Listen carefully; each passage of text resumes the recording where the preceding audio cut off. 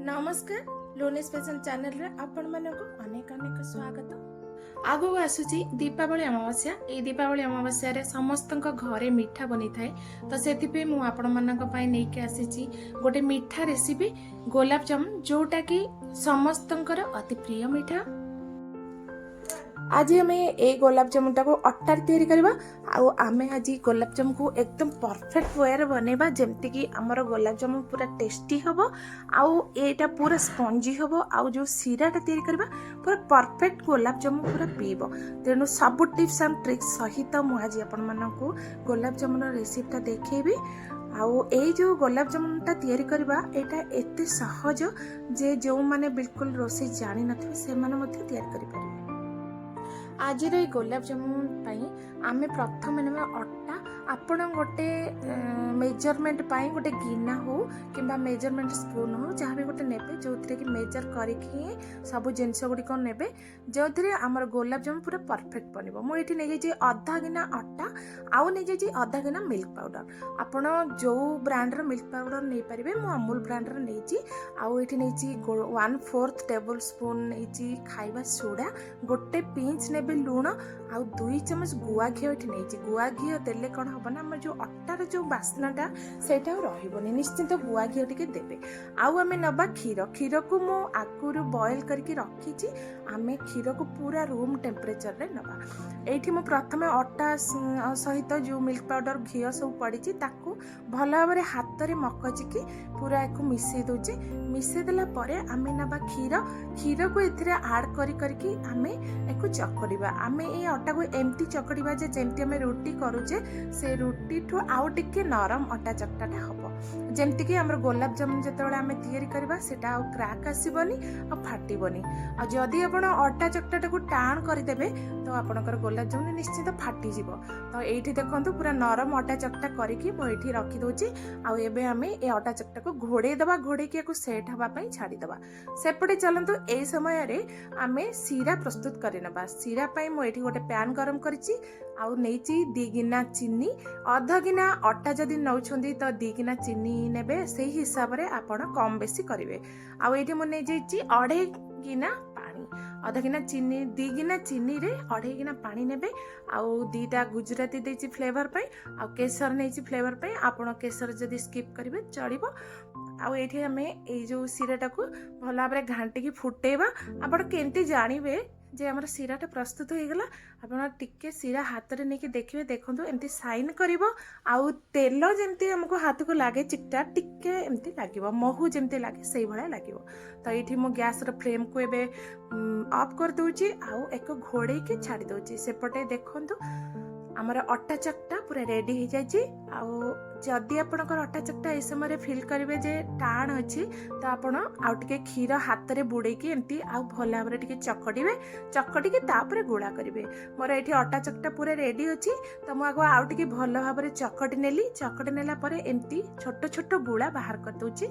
एठी गुड़ा गुड़िक बाहर कला परे आपण ए जो गोटे गुड़ा को लेकिन ताकू भल भाव हाथ में दली देवे।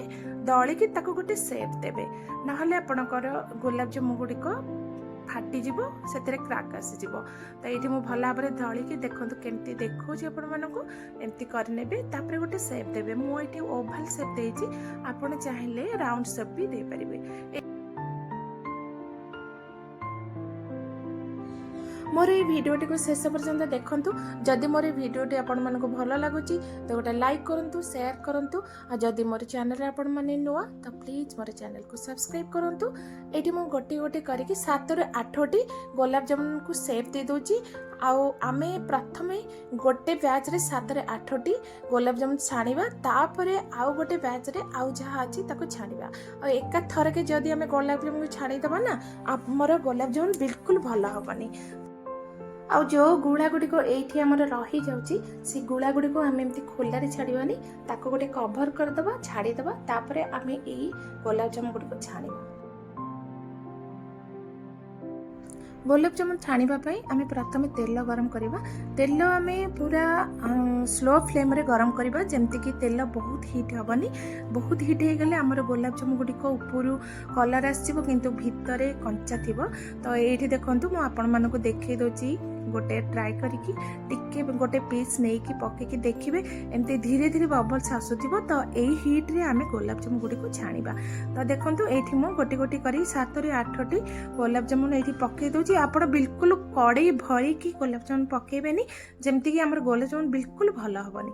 तो एठी मो गोटी गोटी करके सब गुडी पके दोची।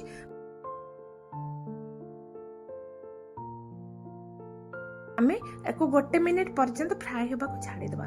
धीरे धीरे जमती फ्राए हम आ यार कलर धीरे धीरे आसो ये धीरे धीरे धीरे देखु ऊपर को उठी आसो। ऊपर को उठला आप गोटे चामच रे तेल को बुलेबे जमती कि गुलाब जामुन रे बिल्कुल बाजबनी। एमती तेल को बुलेबे आ गुलाब जामुन को ऊपर तल करेंगे ना गुलाब जामुन गोटे पटू कलर हो गोटे पटू कलर हेनी। तो यही भाव में देखु पूरा बढ़िया कलर आसीगला गुलाब जामुन रे। आपड़ जदि काला जामुन बनिया को चाहूबे तो आउ टिके समय एमती फ्राए करदे तो आपणकर काला जामुन रेडी हो।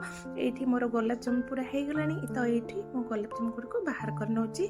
बाहर करके आम कौन करवा ना जो चीनी सिराटा रखीचे से चीनी सिरा को कौन करवा ना आम आउ टिके फुटेवा जमती कि एमती कले कौन हम ना आमर गुलाब जामुन गुड़िक पूरा स्पंजी हम आउ पूरा भल भाव सिरा को पीब। एमती गुलाब जामुन गुड़िक सिरा पकई सारिकी आम कौन करवा ना 8 ରୁ 10 घंटा एक कभर करके छाड़ीदवा। जदि आप व्यस्त अच्छा जल्दी गुलाब जामुन बनवा चाहते तो ये कौन करेंगे ना गुलाब जामुन छाणिकी सेटा आमर सिरा पकईदे पकईकी 4 ରୁ 5 मिनिट फुटे देवे। फुटेकी आउ अध घंटे रखीदे तो आपणकर गुलाब जामुन पूरा रेडी हो। किंतु मु आपको सजेशन देवी जे राति रे गुलाब जामुन तैयारी करंतु आ सकाळे एको खांतु और समस्त को खुआंतु। देखंतु हमर गुलाब जामुन एकदम रेडी हो गला। आपण ए सब टिप्स एंड ट्रिक्स सहित गोटे थर गुलाब जामुन ट्राए करंतु देखिए आपणकर गुलाब जामुन बहुत बढ़िया बनिबो। आपणकर गुलाब जामुन केमती बनिला मते कमेंट करके जणेबे। आउ गोटे नुआ वीडियो रे नुआ रेसिपी नहीं आसबि। से पर्यंत रहिली। नमस्कार, जय जगन्नाथ, बाय बाय।